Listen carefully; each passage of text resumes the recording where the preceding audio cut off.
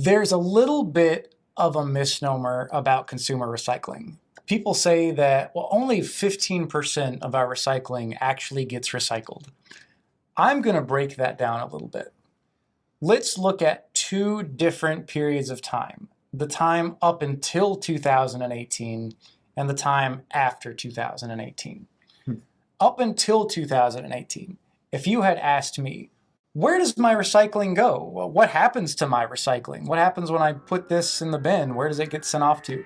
My answer would have probably just been, Welcome to D50 After Dark. I'm your host, Mickey Bennett, and today we'll be having another conversation with Ezekiel Setne, and he's going to be telling us where our recycling goes. Stay tuned for this very interesting conversation. Welcome back to D50 After Dark, Ezekiel. I've been having so much fun talking to my fellow Ivy Tech alum. yeah, absolutely. And so we've talked about your business in the recycling industry, and I'm sure a lot of people have questions about recycling.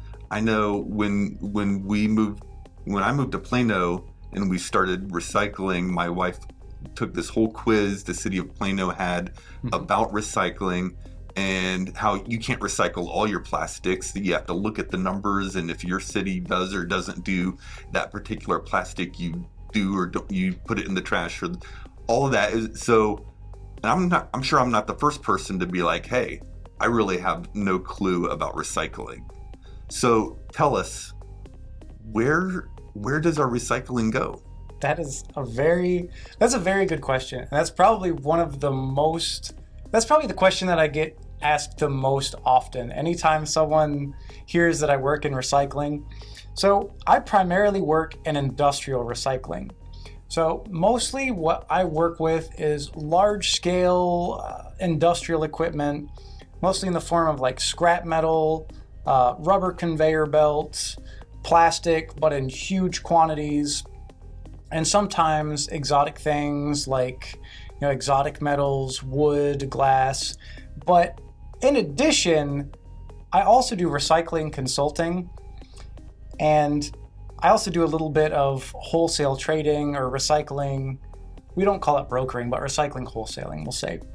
And in order to do that, I have to learn a lot about what happens to consumer recycling. Anything that we touch as individuals that goes into our recycling bin or our trash bin, you would call consumer recycling or consumer waste. There's a little bit of a misnomer about consumer recycling. People say that, well, only 15% of our recycling actually gets recycled. I'm going to break that down a little bit. Let's look at two different periods of time. The time up until 2018 and the time after 2018.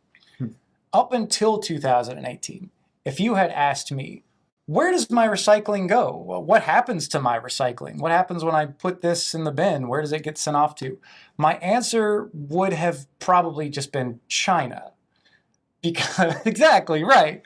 At that time, prior to 2018, China was recycling up to 70% of the world's recycled goods. I shouldn't be surprised, but I'm kind of surprised. It's not surprising to me that you're surprised, because you would think, why on earth would we send our recycling to the other side of the world? Like, what benefit could that possibly provide? But here's the reasoning for that. Okay, we know that China is essentially the world's factory powerhouse. We know that they make more things than any other country in the world. For a long time, they had a really great system working out where they would send us things. They would send everyone in the world things, whether it was alarm clocks, shoes, clothes, kitchen goods, electronics. They would send us things in shipping containers. Well, how did they get those shipping containers back? What? Guess we'd send them full of grain back to China? That's one thing that we could have shipped back, but you picked out something really important. We should put something in those containers before we send them back. because it costs as much to send empty containers back to China as it does full containers. So essentially, there was a trade mismatch going on between China and the rest of the world where they were sending out all this stuff and they were getting back empty containers, but they would have to pay for that shipping back. So basically what happened is some very clever recyclers in China said, why don't we take advantage of this trade mismatch and ask people to fill those containers full of recyclable goods and send them back to us full? We get free shipping that way. So that kind of answers that question of what couldn't possibly be logistically efficient to send this stuff across the world. Well, it is when you get free shipping. It absolutely is. And then I guess hypothetically, they could take all that plastic and use it to make new bubbles to send back and sell to Americans. That's exactly it. That is exactly what was going on there. So we would essentially send roughly sorted recycling to China en masse. Granted, we're strictly talking about consumer recycling. As far as industrial recycling goes, that's not really how that's done. But for consumer recycling, there wasn't really an effective way to sort consumer recycling. Essentially, it all goes in your recycling bin. It all gets dumped out at a MRF, materials recovery facility, and it gets roughly sorted at the MRF. You know, they'll pull out metals and they'll pull out certain plastics, but everything that's hard to sort essentially gets roughly sorted into, well, this is mostly plastic, or like this is mostly paper. And that material got put into shipping containers and shipped to China. The paper too? All of it. All of it. All of it. All of it. And that was, you know, very painstakingly sorted by hand with cheap labor costs and free shipping, of course. And that basically became raw materials that could then be sold to the factories around China, made back into baubles, and then shipped back to us. So in a way, it was kind of a beautiful system. You know, everything was getting recycled, and it really built up China's economy to the point that it is today very efficiently. They got very cheap raw material inputs, and they could sell their outputs at very, very competitive prices. So as a consumer, we kind of benefited from that as well. We got cheap underwear, we got cheap alarm clocks, we got cheap electronics. But there was a problem. There was a growing problem with this that eventually came to a boiling point in December 2017 and January 2018. For a long time, China had been threatening to stop this interchange of recycled goods into their borders because it was creating an environmental nightmare, ironically enough. Recycling actually created somewhat of an environmental problem locally within China. How so? Imagine if all of the world's recycling, 70% of the world's recycling, got pinpointed and concentrated in a few ports in China. Okay. That's essentially what was happening. So with recycling, especially with loosely sorted recycling, there's always going to be some level of contamination, whether it's, you know, hazardous contamination, oil contamination, biohazard contamination, heavy metal contamination, whatever. There's always going to be some level of contamination with that type of loosely sorted recycling. When that's concentrated to such a specific area, that basically creates like superfund sites, or what we would call a superfund site here in the US. Superfund? Superfunds, yeah, it's an EPA term where basically it costs a lot of money to do environmental remediation for that area because it's so contaminated. So China identified this problem of, well, we're getting very localized pollution in these areas, especially around these ports. And basically it was creating pollution, you know, in the local riverways and in those local cities. So they said, we really don't like this. We don't really need these really cheap raw material inputs anymore. So we're going to stop this. And practically overnight, they initiated what was called the National Sword Law, the National Sword Restriction. And it cut off all recycling imports basically overnight, to the point that the recycling imports that were on the way to China got stopped there at customs and had to come back to the EU, Brazil, US, wherever they came from. And that created a big problem for recycling in the United States. Do you want to get into that a little bit? Sure. Absolutely. A little bit. Okay, we'll get a little bit into that. So you asked what happens to your recycling. Prior to 2018, more than likely it went to China and it was recycled properly, but at the expense of that localized pollution, that localized environmental damage. Now, your recycling is also mostly recycled. However, from 2018 to roughly 2022, 2023, no solution whatsoever. Almost everything was landfilled for years because all of that recycling infrastructure was in China. There was very, very little recycling infrastructure here in the United States, especially for things like consumer plastic recycling, consumer off-grade paper recycling, and consumer glass recycling. So if you ask me, like, well, what happens to my McDonald's wrapper when I throw it in the trash in 2019? Landfill. What happens to this soda bottle when I throw it in the trash in 2019? Landfill. Almost guaranteed. So now, if you ask me what happens to my recycling, the answer really kind of depends. If we're talking about metal, there's almost a 100% chance it gets recycled back into something metal. So I'm sure that kind of raises your spirits. And it's like, all right, we've got a great metal recycling program. The U.S. does have one of the best metal recycling programs in the world. Believe it or not, we're one of the leaders for that. Plastic doesn't look as good. Plastic is closer to about 15 to 20% recycling rates. Wow. Yeah. That's depressing. Yeah, that really is depressing. We use a lot of plastic. Yeah, we do use a lot of plastic. And the reasoning for that isn't even so much that it's not recyclable, it's just not economically feasible. Realistically, when people try to recycle plastic, the people that make plastic, which is oil companies, they actually drop the price of plastic more and more and more to the point that it's just not reasonably economically feasible to recycle plastic. Yeah. So it is technically recyclable. You could recycle plastic almost indefinitely or until it breaks down. There's just not any way to do it as a profitable business venture for the most part. So in the city of Plano where I live, when I meticulously look at the tiny little number 3 or 1 on the bottom of my plastic and put it into the recycling bin if applicable, that effort is not resulting in that getting recycled. It depends. Right now, if it's a beverage container, chances are yes.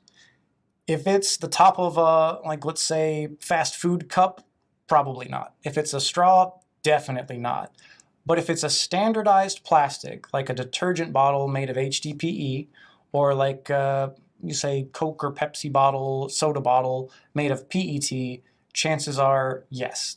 So it's hard to give a definitive yes or no, but if it looks recyclable, like if it looks something that's standardized, like a standardized beverage bottle, probably, as of now. And so the things that are not getting recycled, they're going to a landfill. Yep. Okay. So this is kind of maybe a devil's advocate question, but I watched some video. I think it was John Stossel, but I'm not sure. But he had a video about how landfills are actually awesome. Mm-hmm. And he's a very persuasive guy. And I was like, oh, well, that's interesting. And if it wasn't John Stossel, I apologize. But are landfills actually a good thing? I don't hate landfills. I really don't hate landfills, and if they're done properly, they can be done responsibly, but they're a short-term fix. I would say almost exactly the same thing about the fossil fuel industry as well. Fossil fuels aren't necessarily awful. It's just that eventually we're going to run out of them and we're going to have to do something different. With landfills, it's the same way. Eventually, we're going to run out of space for landfills. One of the biggest problems with landfills, have you ever been to that corner of Carrollton and Louisville where the Denton County landfill is? No. One of my only issues with that area is that it takes up a lot of really prime real estate. And that's the problem that you kind of run into with landfills, is that they always pop up on the edges of cities, and then the city grows around them, and they end up taking up a really just a really premium piece of real estate that can never really be used for much again. You can't just like cover it with rocks and dirt and build a wall on there and be good to go? Sure, I mean, you could, but the problem is it's sitting on what is essentially a mountain of waste. And what happens is methane pockets get created within that mountain of waste. And there's liners within landfills, which I'm sure that you learned on that video. I watched that same video, by the way. They're technically lined and completely sealed, but that seal only lasts for a certain amount of time. Eventually that seal will break down, gas will start to escape, and it's going to create craters, and then that area is going to become unstable. So landfills are a great short-term solution for right now, but in the long term, that essentially creates areas that are very hard to develop. And they create areas that are hard to develop in very premium spots in cities. So, I mean, if there's a solution for that, I mean, it's definitely worth doing. I never thought I would be so fascinated to talk about recycling, but I still have a few more questions for you. One is, you hear a lot of people talk about microplastics these days, and I imagine you're being in the recycling industry, you know more than I do about it. Like, what are microplastics, and is this a problem? Microplastics are a really recent field of study for a lot of ecologists and even for like the medical industry. We don't really understand the full extent of the hazards of microplastics. Right now, as far as research goes, we're in that kind of awkward phase where we're pretty sure this is going to be a big problem, but we don't quite know why. Because microplastics are a very new thing to introduce not only to ecosystems, but also like to our bodies. So it's one of those things where we're still doing the research, and eventually we know that the research is probably going to tell us that this is a bad thing. But right now we just don't really have enough information to really say. The only thing that we do know is that we're finding microplastics not just in us, but I mean in birds, in fish, in plants, in underwater ecosystems. So what? But for our listeners, what are microplastics? Like, what is it? It's just, by the name, it suggests a very tiny plastic. How tiny are we talking? Very, very tiny. I mean, anywhere from like microscopic to the size of a bead. So one primary source of microplastics is actually the raw form of plastic itself. Whenever we sell plastic for the purpose of like injection molding or blow molding, it's sold in little pellets. And those pellets are one of the most common forms of microplastic. Whenever they're being produced, they manage to get out of factories, they manage to get out of the gaylords and the shipping boxes that they're shipped in, they manage to get out of the cargo containers that they're shipped in, and they just kind of get spilled everywhere throughout their entire shipping journey. It's very difficult to actually keep those maintained. It's like when you have a container of glitter and you open it up, Exactly. The glitter goes everywhere. Exactly. And then you've got glitter forever. Yeah. Okay. So in you hear stories about microplastics being in our bodies in increasing amounts.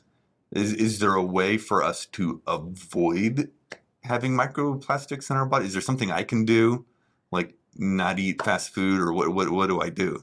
The way that we get microplastics in us is from the plastic that our food comes in contact with. So if you never use plastic utensils, never use plastic straws, never drink out of plastic containers, you can avoid that.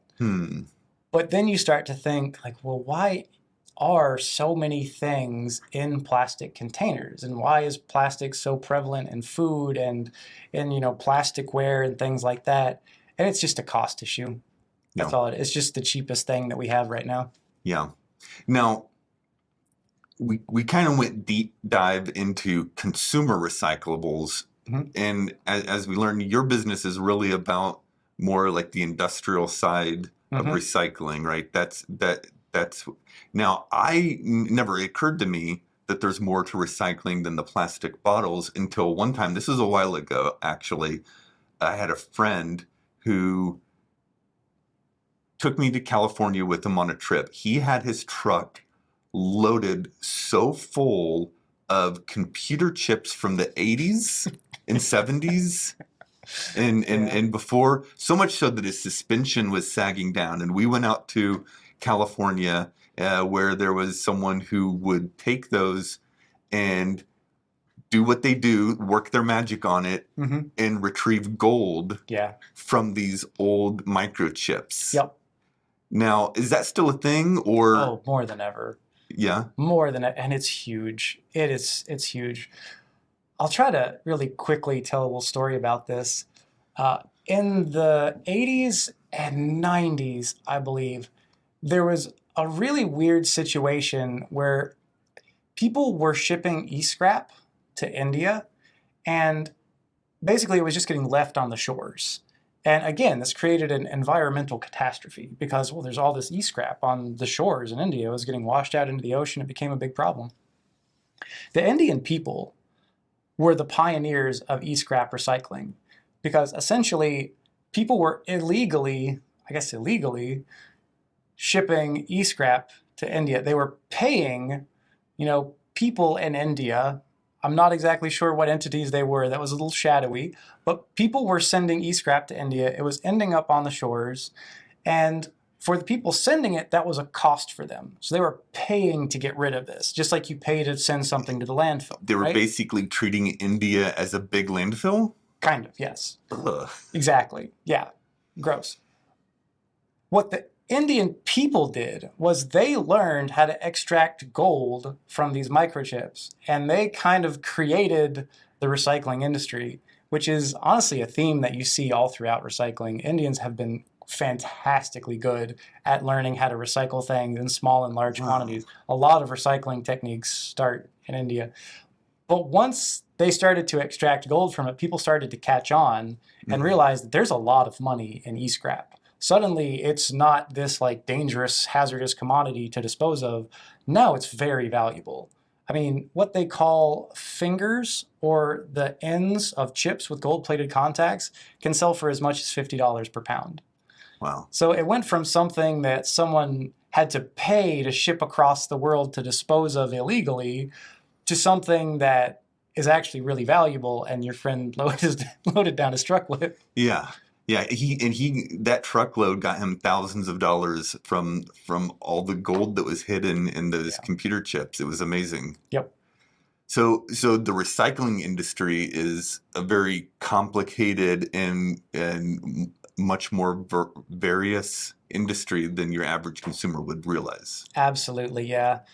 It's one of those industries that everyone is involved in, but very few people really need to know about. Yeah. Okay. Well, is there anything else you want our listeners to know about recycling before we wrap up? Absolutely. I painted a little bit of a pessimistic picture of recycling early on in this interview, but I did want to point out that recycling is much more effective and much more prevalent now than it ever has been throughout history. That little blip where everything was getting kind of shipped to China and they shut off the faucet, that was temporary. Mm-hmm. So we're getting more and more infrastructure in the US to actually handle plastic recycling, glass recycling, paper recycling, and even exotic metal and e-scrap recycling.